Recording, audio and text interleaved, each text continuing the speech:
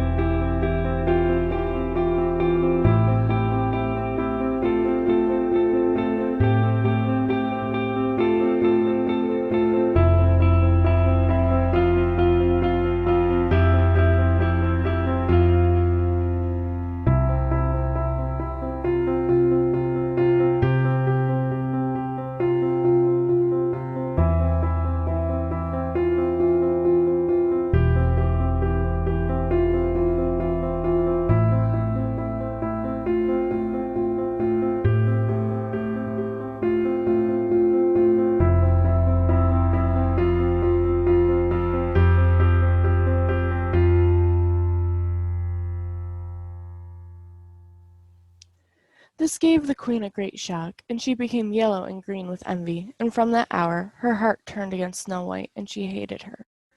And envy and pride, like ill weeds, grew in her heart higher every day, until she had no peace day or night. At last she sent for a huntsman, and said, "Take the child out into the woods, so that I may set eyes on her no more. You must put her to death, and bring me her heart for a token." The huntsman consented, and led her away. But when he drew his cutlass to pierce Snow White's innocent heart, she began to weep and to say, "Oh, dear huntsman, do not take my life. I will go away into the wild wood, and never come home again." And as she was so lovely, and the huntsman had pity on her, and said, "Away with you then, poor child," for he thought the wild animals would be sure to devour her, and it was as if a stone had been rolled away from his heart when he spared her to put her to death. Just at that moment, a young wild boar came running by, so he caught and killed it, and taking out its heart, he brought it to the queen for a token. And while it was salted and cooked, and the wicked woman ate it up, thinking there was an end to Snow White.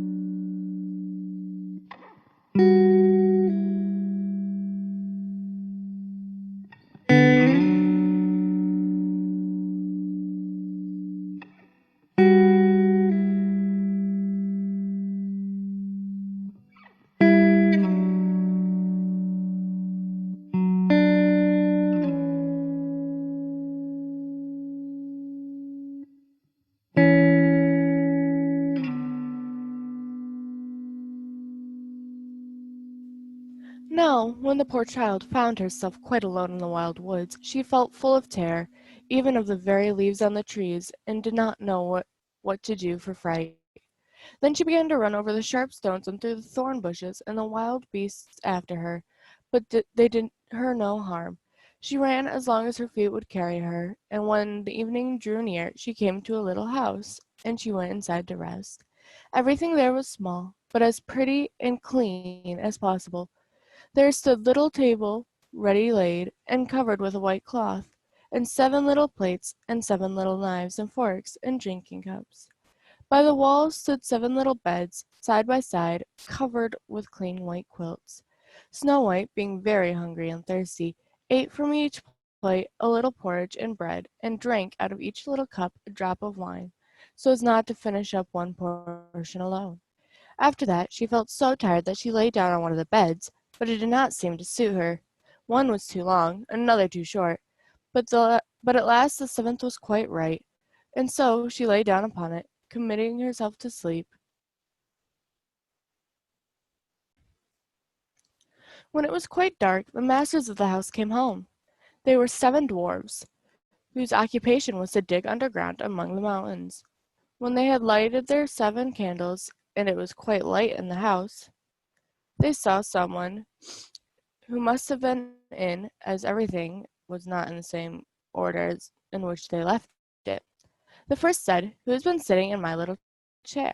The second said, "Who has been eating from my little plate?" The third said, "Who has been taking my little loaf?" The fourth said, "Who has been tasting my porridge?" The fifth said, "Who has been using my little fork?" The sixth said, "Who has been cutting with my little knife?" And the seventh said, "Who has been drinking from my little cup?" And then the first one looked around and saw a hollow bed, and cried, "Who has been lying in my bed?" And the others came running, and cried, "Someone has been in our beds too." But when the seventh looked at his bed, he saw little Snow White lying there asleep.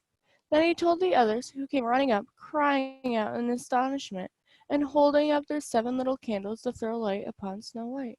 "Oh goodness! Oh gracious!" cried they. "What beautiful child is this?" And were so full of joy to see her that they did not wake her up, but let her sleep on.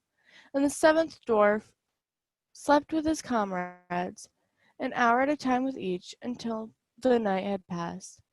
When it was morning, and Snow White awoke and saw the 7 dwarfs, she was very frightened, but they seemed quite friendly, and asked her what her name was, and she told them, and then they asked how she came to be in their house.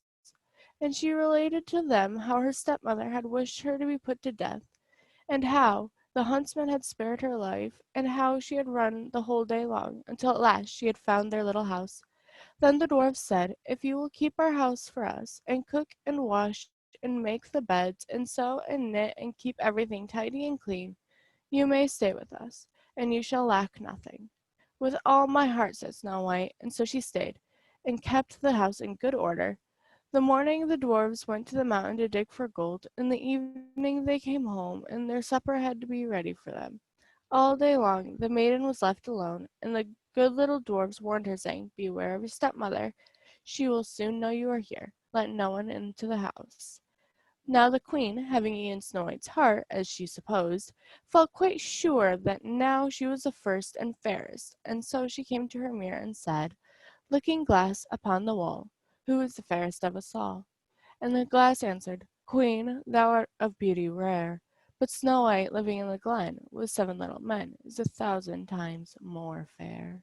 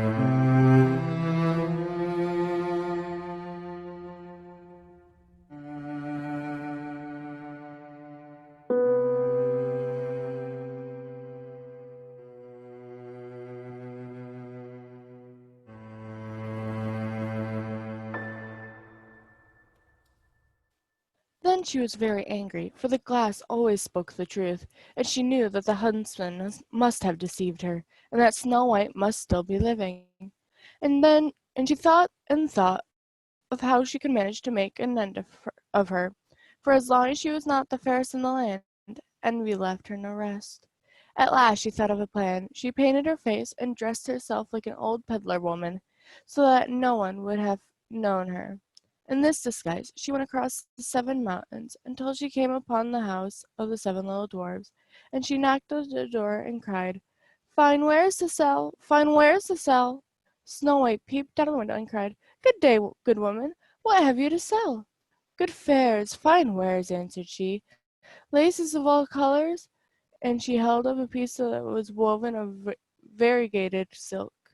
"I need not be afraid of letting in this good woman," thought Snow White, as she unbarred the door and bought the pretty lace.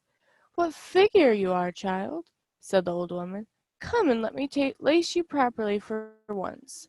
Snow White, suspecting nothing, stood up before her and let her lace her with the new lace, but the old woman laced so quick and tight that it took Snow White's breath away, and she fell down as dead. "Now you have done with being now you have done with being the fairest," said the old woman as she hastened away. Long after that, towards evening, the 7 dwarfs came home and were terrified to see their dear Snow White lying on the ground, without life or motion. They raised her up, and when they saw how tightly she was laced, they cut the lace in two. Then she began to draw breath, and little by little she returned to life. When the dwarfs heard what had happened, they said, "The old peddler woman was none other than the wicked queen, and you must beware of letting anyone in when we are not here." And when the wicked woman got home, she went to her glass and said, Looking glass, against the wall, who is the fairest of us all?" And it answered, as before, "Queen, thou art of beauty rare, but Snow White, living in the glen with 7 little men, is 1,000 times more fair." When she heard that she was so struck with surprise that all the blood left her heart, for she knew that Snow White must still be living. "But how?" said she. "I will think of something that will be her ruin." And by witchcraft she made a poisoned comb. Then she dressed herself up to look like another different sort of old woman. So she went across the 7 mountains and came to the house of the 7 dwarfs and knocked at the door and cried, "Good wares to sell! Good wares to sell!" Snow White looked out and said, "Go away. I must not let anybody in." "But you are not forbidden to look," said the old woman, taking out the poisoned comb and holding it up. It pleased the poor child so much that she was tempted to open the door. But when the bargain was made, the old woman said, "Now, for once, your hair shall be properly combed." Poor Snow White, thinking no harm, let the old woman do as she would. But no sooner was a comb put in her hair than the poison began to work, and the poor girl fell down senseless. "Now, you paragon of beauty," said the wicked woman, "this is the end of you," and went off. By good luck it was now near evening, and the 7 little dwarfs came home. When they saw Snow White lying on the ground as dead, they thought directly that it was the stepmother's doing, and looked about, found the poisoned comb, and no sooner had they drawn it out of her hair than Snow White came to herself, and related all that had passed. Then they warned her once more to be on her guard, and never again to let anyone in at the door. The, and the queen went home, stood before the looking glass, and said, "Looking glass against the wall, who is the fairest of us all?" And the looking glass answered as before, "Queen, thou art of beauty rare, but Snow White, living in the glen with 7 little men, is 1,000 times more fair."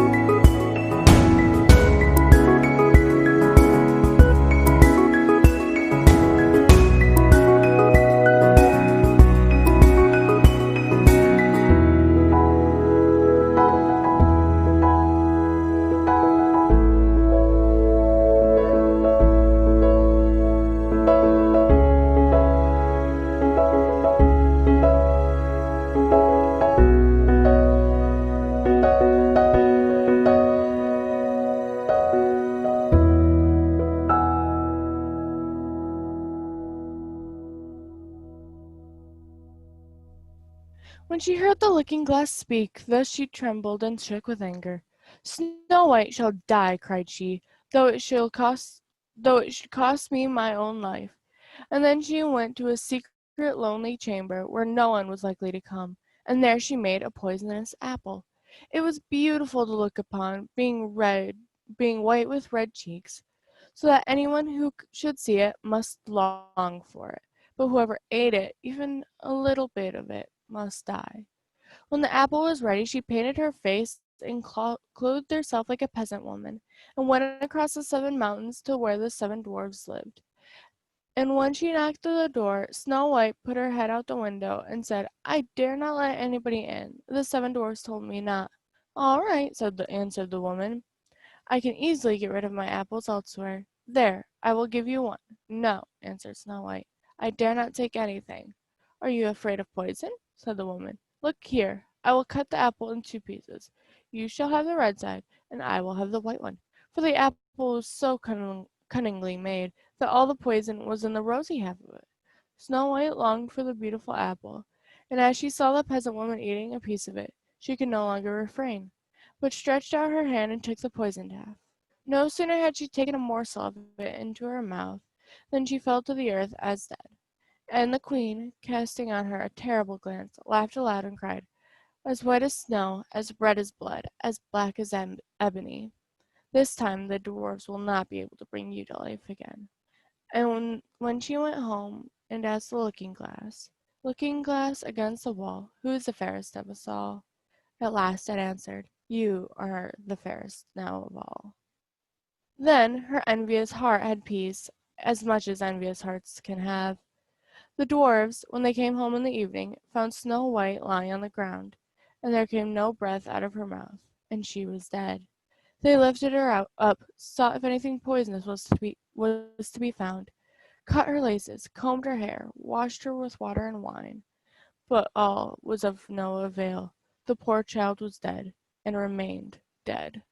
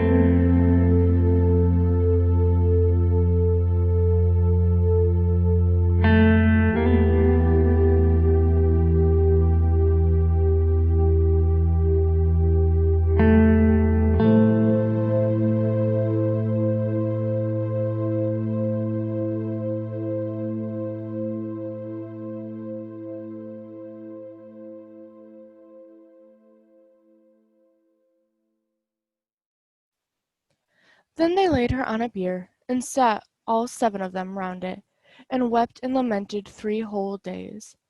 And then they would have buried her, but that she looked still as if she were living, with her beautiful blooming cheeks. So they said, "We cannot hide her away in the black ground."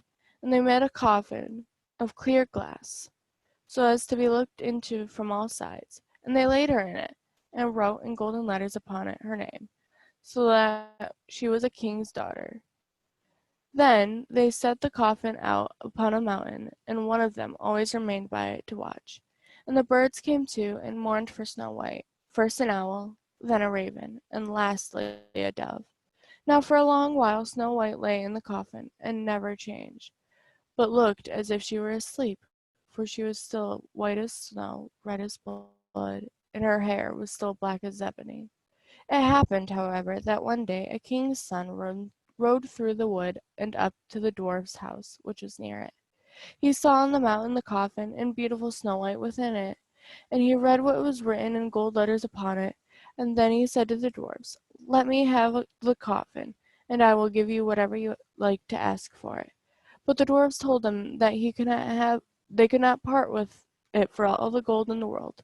But he said, "I beseech you, give, I beseech you to give it to me, for I cannot live without looking upon Snow White. If you consent, I will bring you to great honor, and care for you as if you were my brethren." When he so spoke, the good little dwarfs had pity upon him, and gave him the coffin, and the king's son called his servants, and bid them carry it away on their shoulders. Now it happened that as they were going along, they stumbled over a bush, and with a shaking the bit of the poisoned apple flew out of her throat. It was not long before she opened her eyes, threw up the cover of the coffin, and sat up, alive and well. "Oh dear, where am I?" cried she. The king's son answered, full of joy, "You are near me," and relating all that had happened, he said, "I would rather have you than anything in the world.